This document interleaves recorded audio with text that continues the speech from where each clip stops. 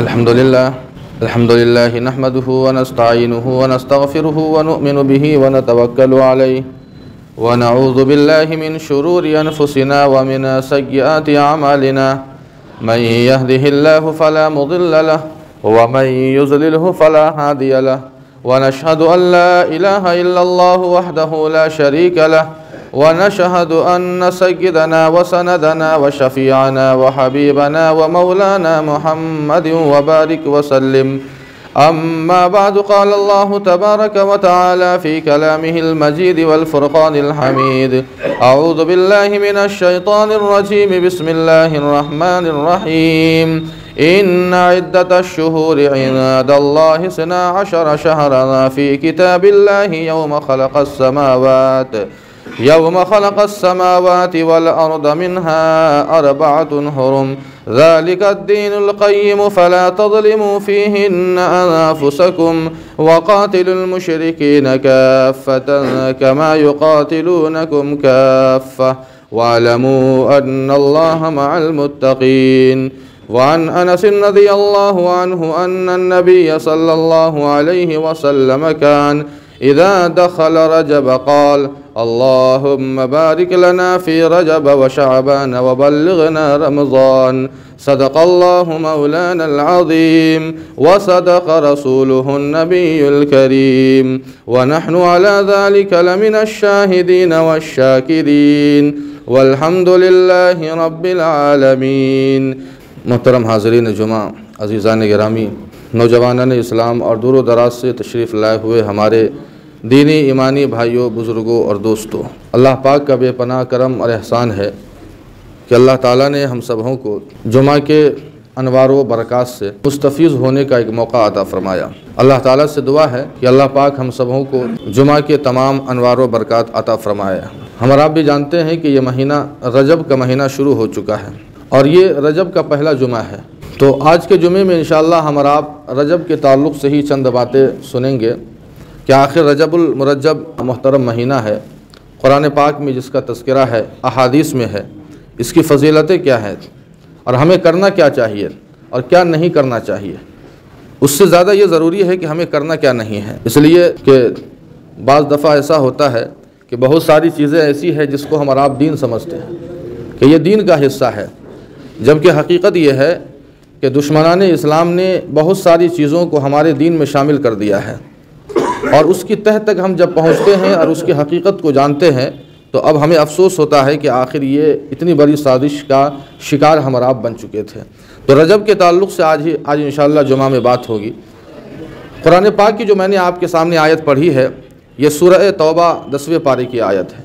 اللہ فرماتے ہیں: ان عدۃ الشہور عند اللہ 12 شہرا، کہ اللہ تعالیٰ نے سال میں 12 مہینے متعین کیے۔ ان عدۃ الشہور عند اللہ 12 شہرا، مہینوں کی جو تعداد ہے یہ 12 ہے۔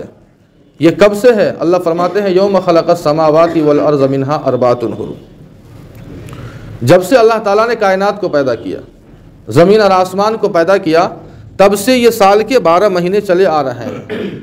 ایک بات تو یہ معلوم ہوئی کہ یہ جو 12 مہینے ہمارا آپ گنتی کرتے ہیں، یہ کسی انسان کا بنایا ہوا نہیں ہے، اس لیے کہ یہ نظام دراصل سورج اور چاند کے ارد گرد چلتا ہے۔ جو تاریخیں ہوتی ہیں، چاہے وہ شمسی ہو یا قمری ہو، اس کا اصل تعلق سورج اور چاند سے ہے، اور سورج اور چاند کو بنانے والے اللہ ہے، اور یہ 12 مہینے بھی اللہ نے متعین کیے۔ یہ کسی انسان کا بنایا ہوا فارمولہ نہیں ہے کہ سال کے 12 مہینے ہوں گے، اتنے دن ہوں گے، یہ سب اللہ تعالیٰ نے بنایا ہوا ہے۔ دنیا کی ہر چیز اللہ نے بنائی ہے، اللہ تعالیٰ ہی ہر چیز کو بناتے ہیں، بنانے والی ذات یہ اللہ کی ہے، تو یہ ہمارا عقیدہ ہونا چاہیے۔ اللہ فرماتے ہیں: ان عدۃ الشہور عند اللہ 12 شہرا فی کتاب اللہ یوم خلق السماوات والارض منها 4 حرم۔ دوسری بات اللہ یہ کہتے ہیں کہ ان میں 4 مہینے ایسے ہیں جو محترم ہیں۔ یہ اللہ تعالیٰ کی سنت رہی ہے کہ کسی چیز کو اللہ منتخب کر لیتے ہیں۔ مثال کے طور پر دنوں میں جمعہ کو منتخب کیا، جمعہ کا دن افضل ہے۔ اسی طرح انسانوں میں اللہ تعالیٰ نے انبیاء کی جماعت کو منتخب کیا۔ اسی طرح دنیا کی جو جگہیں ہیں، مقامات ہیں، اس میں اللہ تعالیٰ نے مسجد کو کہا یہ میرا گھر ہے۔ اسی طرح یہ جو مہینے ہیں 12 مہینے، ان 12 مہینوں میں اللہ تعالیٰ نے 4 مہینوں کو منتخب کیا جو محترم مہینے ہیں، جو حرمت والے ہیں۔ منہا اربعۃ حرم، اللہ خود فرماتے ہیں منہا اربعۃ حرم فلا تظلموا فیہن انفسکم۔ اللہ یہ بھی کہتے ہیں کہ یہ محترم مہینے ہیں، لیکن ان محترم مہینوں کے اندر تم اپنے آپ پر ظلم مت کرنا۔ اب ظلم کس طرح کیا جا رہا ہے وہ بھی انشاءاللہ ہم اور آپ سنیں گے۔ وہ 4 مہینے کون سے ہیں؟ سب سے پہلا مہینہ یہی مہینہ ہے رجب کا، جو 7واں اسلامی سال کا 7واں مہینہ ہے۔ یہ 7واں مہینہ ہے رجب، اور 3 مہینے لگاتار ہے، ذی قعدہ، ذی الحجہ اور محرم، لگاتار ہے یہ 3 مہینے، اور یہ رجب کا مہینہ۔ ان 4 مہینوں کو اللہ تعالیٰ نے محترم بنایا، یعنی اس کو ہم اور آپ یہ کہیے کہ حرمت والے مہینے ہیں۔ اب حرمت والے مہینے کا مطلب کیا ہے؟ مفسرین نے اس کا 2 مطلب بیان کیا ہے۔ ایک مطلب تو یہ بیان کیا کہ ان مہینوں میں جنگ کرنا یہ حرام ہے، اور زمانے جاہلیت میں بھی تھا کہ ان مہینوں میں آپس میں لوگ جنگ و جدال نہیں کیا کرتے تھے، قتل و غارت گیری کا بازار نہیں گرم کیا کرتے تھے، تو جنگ کرنا ان مہینوں میں حرام ہے۔ اور دوسرا اس کا مطلب مفسرین نے یہ لکھا ہے کہ ان مہینوں میں اگر کوئی شخص کوئی عبادت کرے گا تو اللہ تعالیٰ اس کا 2 گنا اجر عطا فرمائیں گے۔ یہ 2 مطلب ہے، لیکن ان 2 مطلبوں میں جو سب سے پہلی بات جو بیان کی گئی کہ جنگ کرنا، اس تعلق سے یہ حکم منسوخ ہو چکا ہے۔ لہٰذا اگر رجب کے مہینے میں بھی یا ذی قعدہ یا ذی الحجہ یا محرم کے مہینے میں اگر کوئی مسلمانوں پر حملہ کرے تو ہم اور آپ خاموش نہیں بیٹھیں گے۔ شریعت کا حکم ہے کہ تمیز سے اس کا جواب دیا جائے گا۔ یہ نہیں کہ محترم مہینہ ہے، اگر ہمارے اوپر کوئی حملہ آور ہو جاوے تو ہم اس کا تمیز سے جواب دیں گے۔ لیکن یہ جو دوسرا حکم ہے محترم کے تعلق سے کہ ان مہینوں میں اللہ تعالیٰ اجر بڑھا دیتے ہیں، یہ مسلم ہے، اس لیے کہ قرآن پاک نے اس کو محترم مہینہ کہا۔ اللہ کے نبی علیہ الصلاۃ والسلام کے تعلق سے صحابہ کرام نے یہ بتایا ہے کہ جب رجب کا مہینہ شروع ہوتا، جب چاند نظر آتا تو اللہ کے نبی علیہ الصلاۃ والسلام کو رجب کے چاند دیکھنے پر جتنی خوشی ہوتی اتنی خوشی کسی مہینے کے چاند دیکھنے پر نہیں ہوتی تھی، اتنا خوش ہوا کرتے تھے۔ اور اس کی وجہ ہے، اور یہ دعا مانگا کرتے تھے، اللہم بارک لنا فی رجب و شعبان وبلغنا رمضان۔ 3 مہینوں کا اللہ کے نبی علیہ الصلاۃ والسلام نے ذکر کیا، رجب، شعبان، رمضان، یہ مسلسل ہے۔ اور آپ ایک بات پر غور کریں گے تو آپ کو اندازہ ہوگا کہ رجب سے گویا ایک موسم شروع ہو رہا ہے نیکیوں کا۔ رجب ہے، اس کے بعد شعبان ہے، پھر رمضان ہے، رمضان کے بعد شوال ہے، یہ حج کا ایک موسم شروع ہو جاتا ہے، حج کا ایک موسم شروع ہو رہا ہے۔ شوال ہے، ذی قعدہ ہے، حاجیوں کے جانے کا ایک سلسلہ ہوتا ہے، اور جب محرم آتا ہے تو آنے کا ایک سلسلہ ہوتا ہے۔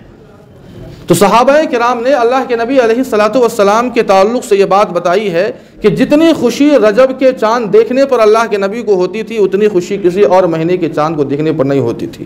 اس کی وجہ کیا تھی؟ اس کی وجہ یہ تھی کہ یہ رجب کا مہینہ ہمیں خبر دے رہا ہے کہ 2 مہینے کے بعد رمضان کا مہینہ آنے والا ہے۔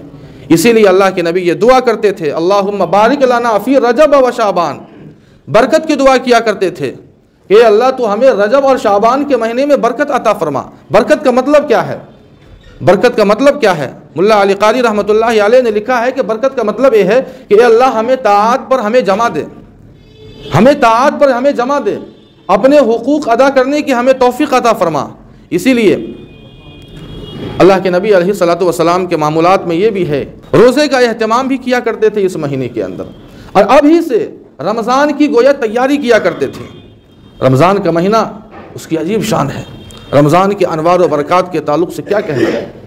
رمضان پانے کے خوشی میں اللہ کے نبی علیہ الصلاۃ والسلام 2 مہینے پہلے دعا کیا کرتے تھے، اے اللہ تو ہمیں برکت عطا فرما، ہمیں طاعت پر جمع دیجئے، ہمیں نمازوں کی پابندی کی توفیق دے دیجئے، ہمیں روزوں زیادہ سے زیادہ روزہ رکھنے کی ہمیں توفیق دیجئے، تاکہ ہم پہلے سے ہم تیار رہے، اور جب اللہ کا مہمان بشکل رمضان آوے تو ہم اس مہمان کی قدردانی میں کوئی کمی نہ کریں، رمضان کی کوئی کوتاہی نہ ہو جائے ہم سے۔ 2 مہینہ پہلے ہمارے یہاں اگر کوئی بڑا مہمان آنے والا ہوتا ہے تو ہم اور آپ اس کی تیاری پہلے سے کرتے ہیں۔ شادی ہے مان لیجئے، مہمان آنے والے ہیں، 2 مہینہ 3 مہینہ پہلے سے اس کی تیاری ہو رہی ہے۔ یہ تو انسانوں کا مہمان ہے، یہ ہمارا یا آپ کا مہمان ہے، اس کے استقبال کے لیے ہم 2 مہینہ پہلے تیاری کرتے ہیں۔ لیکن اللہ کے نبی علیہ الصلوۃ والسلام کا یہ معمول تھا کہ رمضان کا جو مہینہ جو مقدس اور محترم اور بابرکت مہینہ ہے، جو عظیم الشان مہینہ ہے، جس میں اللہ کی انوار اور برکات کا نزول ہوتا ہے، ہر وقت جو ہے اللہ کے انوار و برکات کا نزول ہوتا ہے، اس مہینے کو پانے کے لیے اللہ کے نبی علیہ الصلوۃ والسلام 2 مہینہ پہلے تیاری کر رہے ہیں اور دعا کر رہے ہیں، جبکہ درازی عمر کی دعا اللہ کے نبی نے کبھی نہیں مانگی۔ اے اللہ میری بیٹی کی شادی ہے، 2 مہینہ بڑھا دیجئے میری عمر میں، فلاں کام ہے، فلاں معاملے کو حل کرنا ہے، کبھی اللہ کے نبی علیہ الصلوۃ والسلام نے اپنی عمر میں زیادتی اور بڑھوتری کی دعا نہیں مانگی۔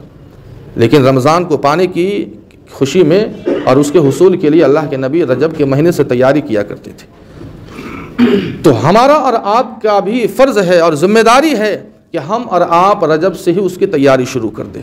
اگر ہمارے اور آپ کے ذمے اگر کوئی اللہ کا حق باقی ہے، کوئی نماز اگر باقی ہے، فرض نماز، ہم ابھی سے اس کی تیاری شروع کر دیں، اس کو پڑھنا شروع کر دیں، اس ساری نمازوں کو ہم پڑھ ڈالیں۔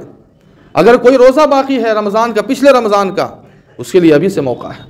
اگر ہمارے کسی رشتہ دار کا، کسی پڑوسی کا یا کسی ایسے آدمی کا جس کا ہمارے اوپر حق ہے اگر باقی ہے، اس کو ہم ادا کریں، بالکل صاف ستھرا ہو جائے، تاکہ رمضان کا جب مہینہ آئے تو رمضان کے مہینے سے پہلے ہم تیار رہیں۔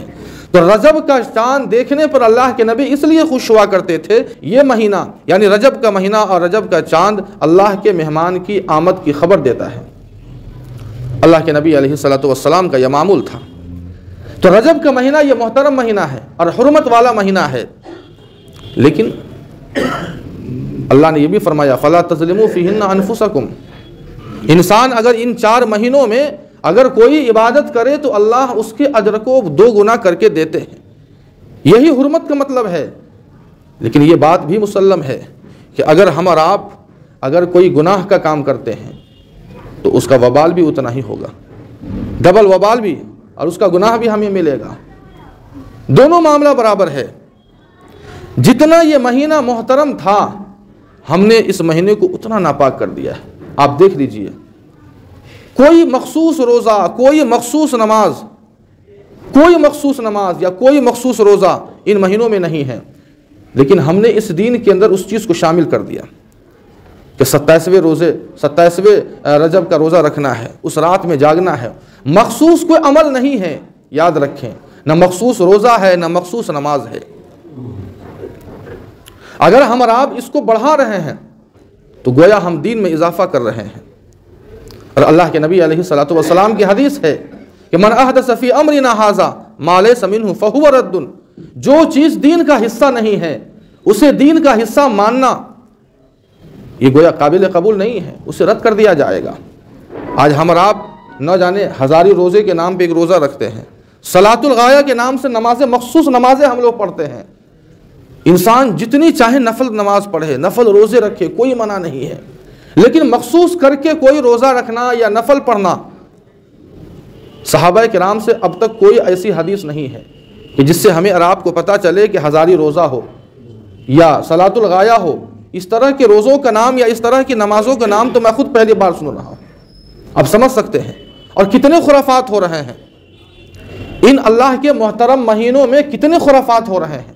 22 رجب کا جو سب سے بڑا معاملہ ہوتا ہے، جسے ہم اور آپ رجب کونڈا کہتے ہیں، اس کی حقیقت کیا ہے ہم نے کبھی غور نہیں کیا، لیکن آج ہم اور آپ بہت اس حقیقت کو سمجھے کہ دشمنان اسلام نے ہم سے بدلہ لینے کے لیے کتنی بڑی سازش کی چال چلی ہے۔ 22 رجب کا جو اہم معاملہ ہوتا ہے، جس میں امام جعفر صادق رضی اللہ عنہ کے نام سے فاتحہ ہوتا ہے، یہ خیال اگر اپنی جگہ نفس خیال ہے تو یہ صحیح ہے، کسی کے لیے بھی ایصال ثواب کیا جا سکتا ہے۔ اللہ کے نبی علیہ الصلوۃ والسلام ہو، صحابہ کرام ہو، تابعین ہو، تبع تابعین ہو، ایمان والا جو بھی ہے، جو بھی اس دنیا سے گزر چکے ہیں، کسی کے لیے بھی اگر ہم ایصال ثواب کی نیت سے کچھ کر رہے ہیں، لیکن ہم لوگ کیا سوچ کر کرتے ہیں کبھی ہم نے غور نہیں کیا، لیکن حقیقت کیا ہے آج تھوڑا سا سمجھ لیجیے۔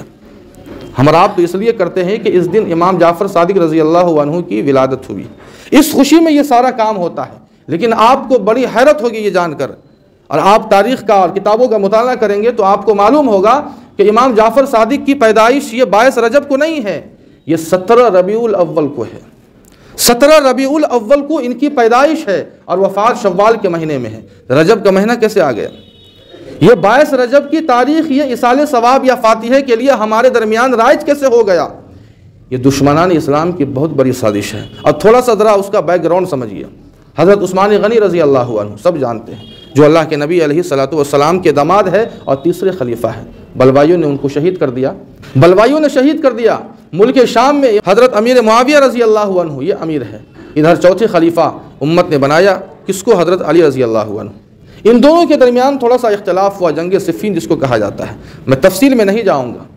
اختلاف کس بات پر ہوا؟ اختلاف اس بات پر تھا کہ آپ پہلے حضرت عثمان غنی رضی اللہ عنہ کے قاتلوں سے بدلہ لیجئے. حضرت علی کا یہ کہنا تھا کہ جب تک معاملہ نارمل نہیں ہوگا ہم اس سے بدلہ کیسے لے سکتے ہیں. حضرت علی کا یہ کہنا تھا کہ معاملہ اگر نارمل ہو جاوے اس کے بعد آپ کے سامنے فہرست ہوگی ان قاتلوں کی اور ہم دونوں مل کر ان سے جو ہے بدلہ لیں گے. لیکن معاملہ کیا ہوا؟ حضرت علی رضی اللہ عنہ کی شہادت کا آگے چل کر واقعہ پیش آتا ہے. ان کی شہادت کا بہت لمبی تفصیل ہے. حضرت علی رضی اللہ عنہ اس کے بعد امیر حضرت حسن جو خلیفہ بنتے ہیں 6 مہینہ، اس کے بعد پھر امیر معاویہ رضی اللہ عنہ، بڑے جلیل القدر صحابی ہیں. حضرت امیر معاویہ رضی اللہ عنہ کا دور گویا دور عمر فاروق رضی اللہ عنہ کے دور کی طرح ان کا دور تھا.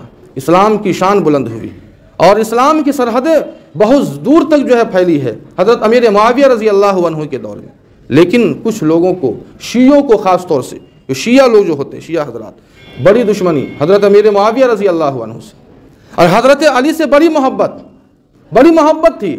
بلکہ حضرت علی رضی اللہ عنہ کو شیعوں نے خدا مان لیا، جبکہ خدا تو ایک ہے، دوسرا کوئی ہو نہیں سکتا ہے. یہ ہمارا اور آپ کا عقیدہ ہے. سمجھیے ذرا. حضرت امیر معاویہ کا انتقال ہوتا ہے 22 رجب کو. حضرت امیر معاویہ کا انتقال ہوتا ہے 22 رجب کو. جب حضرت امیر معاویہ کا انتقال ہوا تو ظاہر بات ہے شیعوں کو بڑی خوشی ہوئی اور اسی خوشی میں ان لوگوں نے 22 رجب کو، وہ خوشی کا جو دن ہوتا ہے، جو کچھ بنایا یا منایا جاتا ہے، وہ منایا اور بنایا جانے لگا. یہ کس کے انتقال پر اور کس کی خوشی میں؟ حضرت امیر معاویہ رضی اللہ عنہ.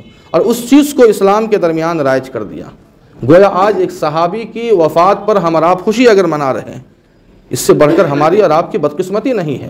آپ کسی بھی صحابی یا کسی بھی تابعی یا کسی بھی ایمان والے کے نام سے آپ فاتحہ یا اصال ثواب اگر کر رہے ہیں، اصال ثواب تو کوئی منع نہیں ہے. ثواب پہنچانا کسی مرحوم کو، کسی جو اس دنیا سے گزر چکا ہے.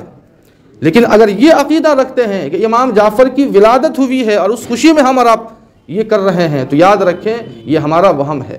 17 ربیع الاول کو ان کی پیدائش ہے اور شوال کے مہینے میں ان کی وفات ہے. لیکن 22 رجب کو اس لیے گھسیڑا گیا، اس لیے کہ ان کو اپنی دشمنی نکالنی تھی شیعوں کو، اور انہوں نے ہمارے اور آپ کے درمیان اس چیز کو پروس دیا اور اس چیز کو آج ہم نے اور آپ نے دین کا حصہ سمجھ لیا. اسی لیے اللہ فرماتے ہیں فَلَا تَظْلِمُوا فِيهِنَّ أَنفُسَكُمْ، تم اپنے اوپر ظلم مت کرو. جو چیز دین کا حصہ نہیں ہے اس کو دین سمجھ کر اپنے اوپر ظلم کرنا، یہی تو ظلم ہے اور کیا ہے. اس لیے یہ مہینہ، یہ جو حرمت والے مہینے ہیں، اس مہینے کی حقیقت یہ ہے کہ ہم اور آپ جتنا چاہے نفلی نماز ہو، نفلی روزے ہو، اللہ کی جتنی عبادت ہم کر سکے، صدقہ اور خیرات کر سکے، وہ کم ہے.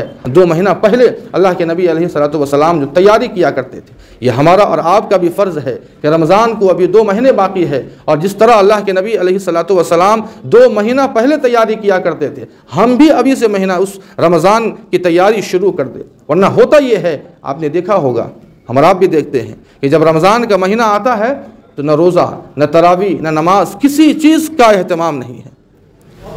جس طرح ہمارا 11 مہینے گزرتے ہیں، رمضان بھی گزر جاتا ہے اس طرح سے، اس طرح گزر رہا ہے. اللہ کے انوار اور برکات سے فیض حاصل کرنے والے بندے فیض حاصل کر رہے ہیں. لیکن بدقسمتی ہے، یہ بدقسمتی یا بدنصیبی ہے ان لوگوں کی جو رمضان کے انوار اور برکات سے فیض حاصل نہیں کرتے ہیں. اس کی تیاری کے لیے یہ رجب کا مہینہ اللہ کے نبی علیہ الصلوۃ والسلام نے ہمیں کہا کہ یہ محترم مہینہ ہے اور اس میں برکت کی دعا مانگا کرتے تھے.